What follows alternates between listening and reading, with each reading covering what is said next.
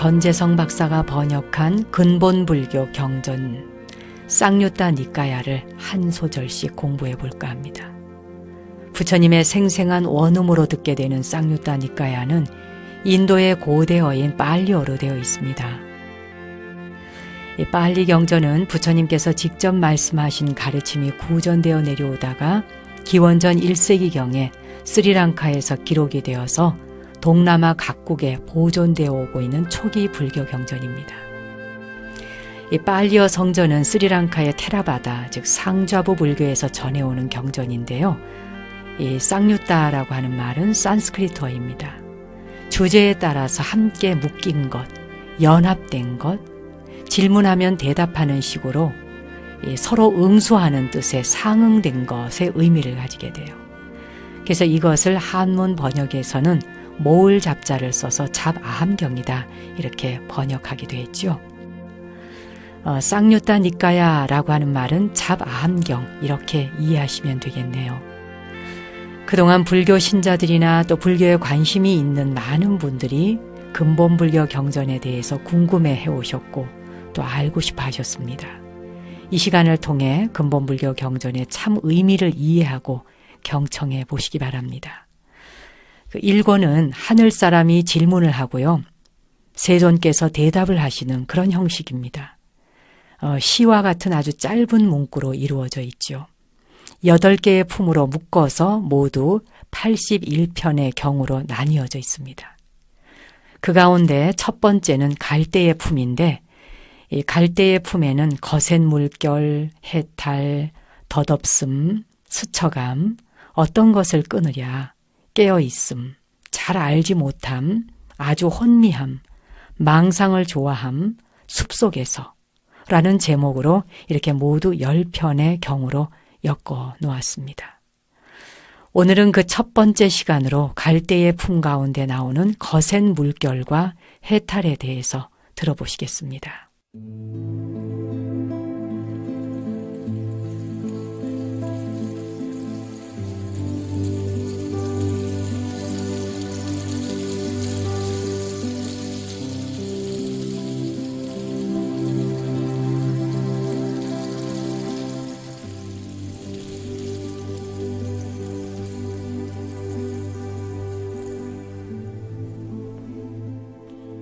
이와 같이 나는 들었다. 한때 세존께서 사바티에 제따바나에 있는 아나타빈티카 승원에 계셨다. 그때 어떤 하늘사람이 깊은 밤중에 아름다운 빛으로 제따바나를 두루 밝히며 세존께서 계신 곳으로 찾아왔다. 가까이 다가와서 세존께 예배를 올리고 한쪽으로 물러섰다.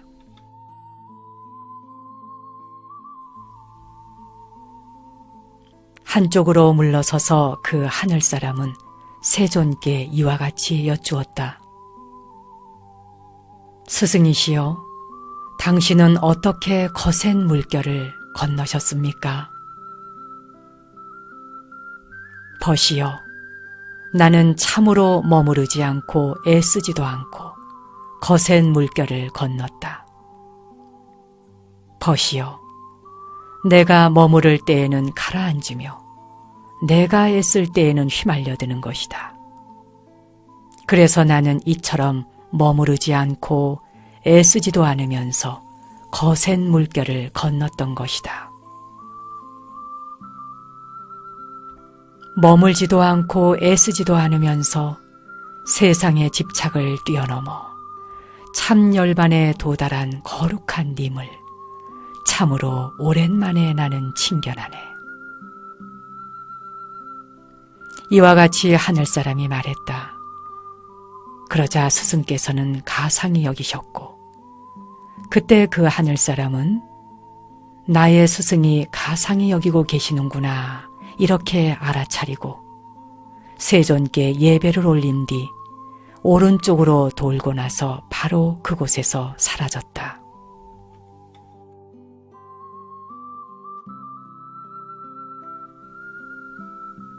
이와 같이 나는 들었다. 한때 세존께서 사바띠의 제따바나에 있는 아나따빈띠가 승원에 계셨다. 그때 어떤 하늘사람이 깊은 밤중에 아름다운 빛으로 제따바나를 두루 밝히며 세존께서 계신 곳으로 찾아왔다. 가까이 다가와서 세존께 예배를 올리고 한쪽으로 물러섰다. 한쪽으로 물러서서 그 하늘사람은 세존께 이와 같이 여쭈었다. 스승이시여, 당신은 무삶의 해탈과 자유와 멀리 떠남을 알고 계십니까? 벗이여, 참으로 나는 무삶의 해탈과 자유와 멀리 떠남에 관해 알고 있다. 스승이시여, 당신은 어떻게 해서 무삶의 해탈과 자유와 그리고 멀리 떠남에 관해 알고 있습니까? 생성의 즐거움을 멈추고 지각과 의식도 부수어내고 느낌의 소멸과 멈춤을 통해 벗이여, 나는 이와 같이 무삼들의 해탈과 자유와 멀리 떠남에 관해 안다네.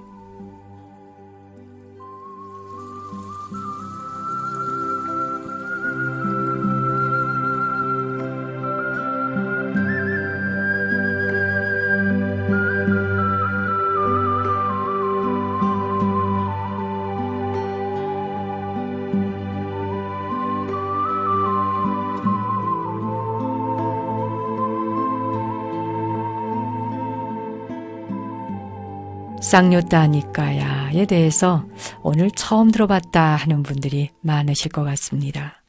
보통 우리가 천수경, 금강경, 화엄경, 법화경 이렇게 대승불교 경전에 대한 이름은 많이 들어봤지만 쌍요따 니까야, 우선 산스크리트어로 말하니까 더 어렵기도 하고요. 그것을 한문으로 번역했을 때 잡아함경이다. 묶음. 한 묶음씩 묶어놓은 다발들, 이런 의미라고 말씀을 드렸는데요. 이 쌍요따 니까야는 우리가 대승불교 경전하고는 상당히 다르구나 하는 걸 일단 아셨을 겁니다. 쌍요따 니까야를 통해서 보면 하늘사람이 먼저 내려와서 부처님께 질문을 하는 겁니다. 그리고 거기에 대해서 부처님이 간단하게 깨달을 수 있도록 답을 해주시는 건데요. 오늘 그 갈대의 품 중에서 거센 물결 그리고 해탈 이렇게 두 개의 경을 읽어드렸어요. 이 첫 번째 보시면 한때 세종께서 사바띠의 제따바나에 있는 아나따빈띠가 승원에 계셨다, 이런 말이 나왔죠. 이 용어는 계속적으로 나올 거기 때문에 알아두시면 좋겠습니다. 꼭 외워야 하는 것은 아니나 그걸 말하는 것이구나, 이렇게 상식적으로 알아두시면 불교 경전을 보실 때 많은 도움이 될 겁니다. 먼저 사바띠, 이 사바띠라고 하는 말은 부처님 당시의 코살라국의 수도입니다. 코살라국의 수도로서 사위성이라고 한문으로 번역을 합니다. 금강경을 독송해 보신 분이라면 사위성에 걸식하러 나가신다 하는 말이 나오죠. 바로 이때 사위성이 사바티를 말합니다. 코살라국의 수도이고 오늘날의 대한민국의 수도가 서울인 것처럼 코살라국의 수도가 사위성이었던 거죠. 부처님께서는 이 사바티, 바로 사위성에서 승원 생활을 가장 오래 하셨습니다. 사위성에서 제일 많이 머무셨죠. 많은 경전들이 이 사위성에서 탄생했습니다. 그래서 사바띠라고 하는 말이 나오면 부처님이 오랫동안 정진하시면서 제자들을 양성하시고 법을 베푸셨던 그런 곳을 말하는구나 라고 이해하시면 되겠고요. 그리고 제따바나라고 하는 말도 불교의 경전에 자주 등장하는 언어이기 때문에 이것도 익혀두시면 좋겠습니다. 기억해 두시면 좀 편하시죠.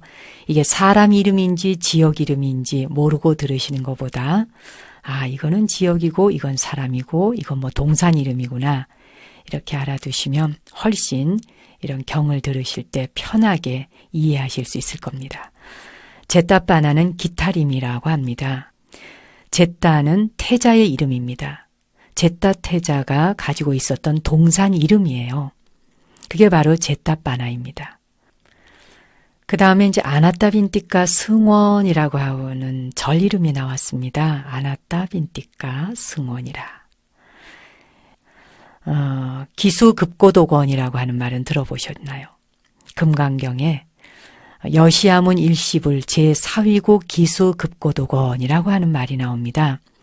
이 기수라고 하는 말이 바로 기타림인데 숲을 이야기하죠. 숲.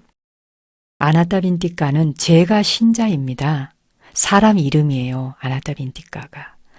제가 불자인데 그 제가 불자로서 바로 부처님께 숲을 기증했고 그곳에 절을 지어서 부처님께 기증했기 때문에 부호의 이름입니다. 숲을 기증한 부호의 이름이고요. 이 아나따빈띠까는 굉장한 거부장자였대요. 그러니까 백만장자. 백만장자의 별명이 아나따빈띠까입니다. 아나따빈띠까라는 말은 외로운 사람을 부양하는 자, 외로운 사람들을 돕는 사람, 이런 의미를 지니고 있다 하는군요. 그러니까 아나따빈띠까가 외롭고 힘들게 살아가는 가난한 사람들을 보면 그렇게 나서서 도와주고 보호시하는 걸 좋아했다고 하는군요. 그래서 그런지 부처님의 법문을 듣고 난 뒤에 너무나 감동을 받았어요. 부처님을 처음 만나 뵙자마자 그냥 감화가 됐습니다. 그때가 바로 부처님께서 깨달음을 이루신 지 1년이 채 안 됐을 때라고 하니까 얼마나 광채가 대단하셨겠습니까? 우리도 왜 수행 정진 조금 하고 기도만 조금 해도 어딘지 모르게 사람이 달라진 것 같은 느낌이 있거든요. 뭐 빛이 난다든지 광채가 좀 번쩍번쩍 난다든지. 그러니까 부처님께서 깨달음을 성도하신 지 1년 정도도 안 됐을 때 아나따빈띠까가 처음 배웠으니까 아마도 그 후광이 굉장했을 겁니다. 그 자태와 모습에 그냥 감화가 됐지요. 그때에 라자가하에 부처님이 머무셨다고 해요. 근데 부처님의 법문을 듣고 약속을 했어요. 정사를 하나 지어드리기로. 그래서 부처님이 머무실 곳을 하나 지어드리겠노라 약속을 했는데 바로 그 사바티에 있는 사위성에 있는 이 제타태자의 동산이 마음에 들었어요. 근데 이 동산이 너무 마음에 드는데 그걸 어떤 식으로 사드릴까 고민을 합니다. 그래서 하루는 그 제타태자의 동산 주변에 서서 팔짱을 끼고 이리저리 고민을 하고 있을 때 태자가 가만히 바라보니까 웬 사람이 내 땅에 와서 자꾸 기웃기웃하고 있어요.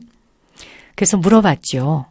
도대체 당신 여기에서 뭘 하고 있는 것이냐 했더니 이 동산에 절을 하나 지어서 정사를 지어서 부처님께 공양 올리고 싶다. 이런 말을 했습니다. 그러니까 제타태자는 뭐 불교도 물론 그때는 이제 불교가 아니죠. 깨달으신 분 부처님을 만나본 적도 없고 또 깨달음이 뭔지도 모르는 때니까 정신 나간 사람처럼 보이는 거예요. 아나따빈띠까가.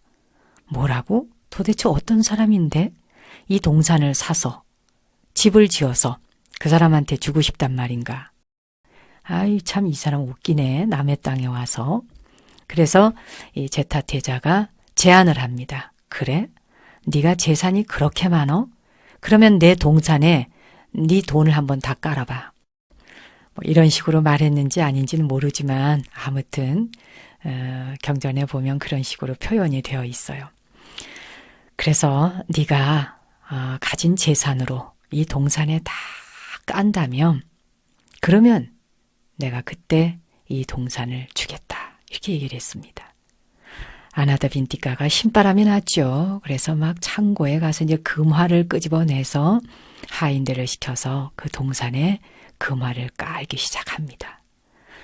막 돈을 까는데 어느 한 구퉁이가 좀 이제 비어 있는데 덜 깔아놓은 상태에서 사유를 하고 있어요. 고민을 하는 겁니다. 그러니까 제타태자가 그러면 그렇지. 자기가 아무리 돈이 많다 해서 내 동산을 다 뒤덮을 만큼이야 되겠어? 하는 마음이 들어서 가까이 다가가요. 왜? 돈을 다 깔다가 보니까 모자라시는가? 이제 이렇게 빈정거리듯이 묻습니다. 이때 아나타 빈티카가 이번에는 어느 창고에 있는 돈을 가지고 나와서 깔까 하고 지금 고민 중이라고 얘기를 해요. 그러자 제타테자가 담복을 합니다. 그래서 도대체 당신이 이 동산을 사서 집을 지어 바치고자 하는 분이 누구냐? 어떤 분이 간데 그렇게 창고에 있는 돈을 다 끄집어내서 정말 이 동산에다가 돈을 깔고 있는 것이냐? 이렇게 묻습니다. 그래서 이제 부처님에 대해서 이런 분이시다, 저런 분이시다 설명하니까 그렇게 위대한 분이라면 나도 한번 만나 뵙자. 그리고 그분을 위해서 내가 이 동산을 기증하겠다. 그리고 네가 가지고 있는 그 돈으로 이곳에 정사를 지어라. 이렇게 해서 이제 두 사람의 마음이 하나로 어우러져서 동산을 제공하고 기증하는 거죠. 그리고 이제 그 돈으로 정사를 짓게 됩니다. 그게 바로 기원정사이죠. 사위성에 있는 기원정사. 이미 불자들이야 뭐 이 이야기를 다 들어서 아시겠지만 또 타 종교인도 계시고 불교에 대해서 잘 모르시는 분은 그런 내역이 있었구나 하고 오늘 새삼 또 들어보시게 됐을 겁니다. 이렇게 아나타 빈티카 승원에 부처님이 머물고 계셨다는 거예요. 그럴 때 하늘 사람이 모든 사람이 잠든 깊은 밤중에 아주 아름다운 그 아우라 빛으로 바로 이 제타바나를 두루 비추게 됩니다. 그리고는 세존이 계시는 곳으로 쫙 마치 안개처럼 내려왔을까요? 어떤 모습이었을까? 아무튼 하늘사람이 부처님 앞에 나타납니다. 그리고는 부처님 곁에 가까이 다가와서 무릎을 꿇고 예배를 드린 뒤에 한쪽으로 조용히 물러나와 앉는 그 대목을 들으셨죠? 이렇게 이제 한편으로 조용히 물러나와 앉아서 하늘사람이 부처님께 여쭤보는 거예요. 스승이시여, 당신은 어떻게 거센 물결을 건너셨습니까? 그러셨는데 그 거센 물결은 바로 여기서 뭘 말할까요? 윤회의 바다에서 생사가 거듭되는 것을 거센 물결에 비유했던 겁니다. 그러니까 윤회로부터 벗어나지 못한 것을 거센 물결이라고 표현한 거죠. 열반은 이런 거듭되는 윤회가 끝나서 파도가 미치지 못하는 해안을 뜻하는 것이 열반이고, 거센 물결이란 감각적인 쾌락의 거센 물결, 또 태어나고 죽게 되는 생성의 거센 물결, 옳고 그름을 판단하게 되는 견해에 대한 거센 물결, 어리석음, 무지의 거센 물결, 이 모든 것들이 다 윤회하게 되는 원인이라는 거죠. 근데 당신께서는 어떻게 이 거센 물결을 건너신 것입니까? 이렇게 이제 질문을 했어요. 그러자 부처님께서 나는 머물지도 않고 애쓰지도 않고 거센 물결을 건넜다. 내가 머무를 때는 가라앉고 내가 애쓸 때는 휘말린다라는 말을 말씀하셨어요. 나라고 하는 한 생각에 머물고 있으면은 가라앉아요. 또 나라고 하는 존재가 있어서 애쓰네라고 생각하면 휘말려든다. 그런데 나는 그 자체를 다 떠났다. 머무는 바도 없고 애쓰지도 않으면서 거센 물결을 건넜다. 즉 나는 윤회의 바다를 건넜도다. 해탈자 정등각자가 되었다. 이런 말씀을 하셨어요. 그랬더니 하늘사람이 머물지도 않고 애쓰지도 않으면서 세상의 집착을 뛰어넘어 참된 열반에 도달한 거룩한 님, 내가 참으로 오랜만에 친견하는구나 라고 부처님 앞에 아주 감탄을 합니다. 자, 여기서 세상의 집착을 뛰어넘는다라고 했는데 그 세상의 집착이라고 하는 것은 바로 갈애를 뜻합니다. 갈애. 갈망하고 욕망하는 것이죠. 그 갈망을 뛰어넘는다는 겁니다. 그러니까 독이 되는 것, 삼독을 말하는 것이거든요. 탐진치, 그 삼독을 세상의 집착이라 했는데 그것을 뛰어넘은 분, 참열반에 도달한 거룩한 님이시라. 여기서 거룩한 님은 범천을 뜻하게 됩니다. 범천을 거룩한 님으로 번역했고요. 이 쌍유타 니까야, 바로 근본불교 경전에 나오는 아함경에서는요, 부처님을 아라한이라고 표현을 합니다. 아라한. 그래서 거룩한 님, 즉 아라한. 참 내가 오랜만에 만나 뵙는다. 이렇게 아주 감탄을 하는 그 부분이 있었습니다. 이제 그렇게 이야기하고 바로 스승의 곁을 한 바퀴 돌고 오른쪽으로 돌고 그리고 예를 갖추고 다시 이제 사라지는 이 부분이 거센 물결에 대한 이야기였어요. 이제 그리고 두 번째 경이 해탈에 대한 경입니다. 오늘 해탈에 대한 경까지 읽어드렸거든요. 역시 하늘사람이 세존께 한쪽으로 물러나와서 여쭈어보는 겁니다. 스승이시여, 당신은 무삶의 해탈과 자유와 멀리 떠남을 알고 계시느니가? 이렇게 물었어요. 여기서 무삶이라고 하는 것은 중생이라는 말을 이렇게 순수한 우리말로 전재성 박사가 풀어놓았네요. 중생. 중생은 팔리어로 그 존재라고 하는 의미를 가지고 있습니다. 어원적으로 존재를 의미하고요. 생명, 또 유정, 태어나고 죽음이 있는 자들을 중생이라는 말로써 해석하죠. 근데 그 중생의 삶으로부터 해탈하고 또 자유를 얻었어요. 또 멀리 떠나. 그걸 어떻게 당신은 알고 계셨는가? 이제 이런 걸 여쭈었네요. 여기서 지금 말하고 있는 그 해탈, 자유, 멀리 떠남. 이것은 해탈과 자유와 멀리 떠남을 알고 계시는가라는 질문에서 해탈. 해탈은 바로 도입니다. 도. 길이죠. 모든 그 우주의 섭리, 우주의 원리, 우주의 법칙을 다 알고 깨달은 상태, 도리를 다 파악한 상태를 해탈이라고 말한 것이고요. 자유라고 하는 것은 바로 그 해탈의, 즉 도의 결과로서 얻게 되는 지위, 그걸 자유에 표현했고요. 멀리 떠난다 하는 것은 뭘 말하는가? 멀리 떠난다, 이건 바로 열반을 말하는 것입니다. 열반의 상태.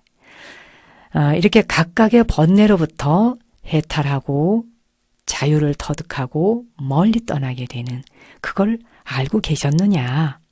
그러자 부처님께서 나는 중생의 해탈과 자유와 멀리 떠남을 다 알고 있었다.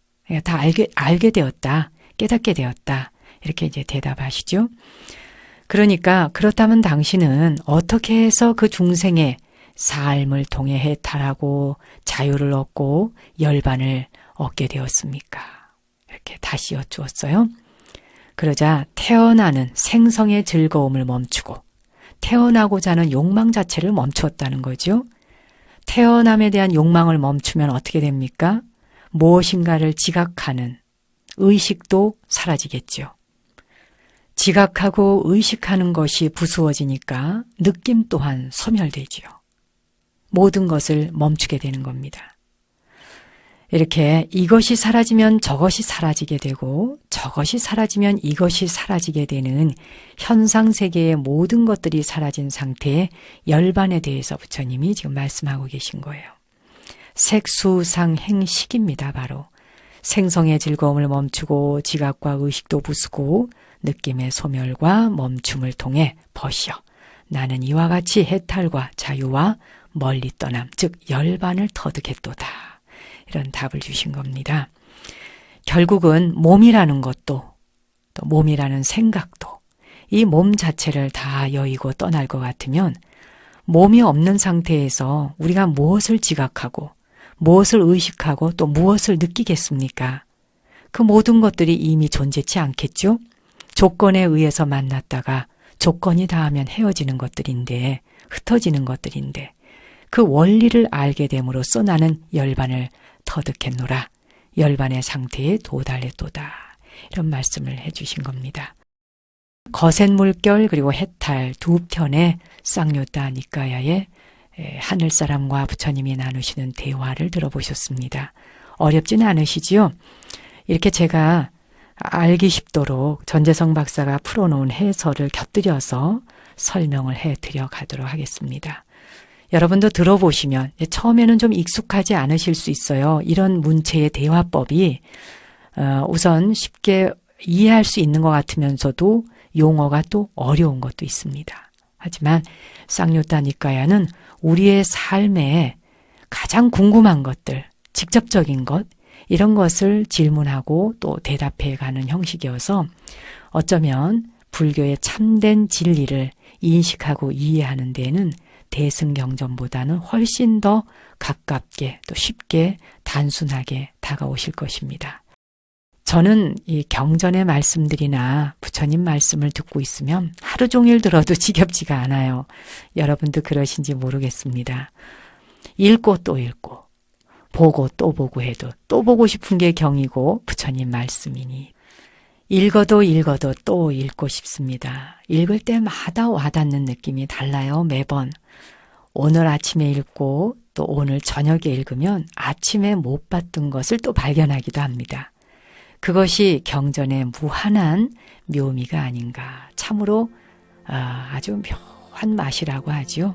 우리 묘법연화경을 묘한 맛이라고 하듯이요. 이 경전에서는 그런 미묘한 맛이 있습니다. 여러분도 쌍요따 니까야를 통해서 부처님의 한 말씀 한 말씀을 통해 이렇게 미묘한 진리의 맛을 음미하고 느껴보시기 바랍니다.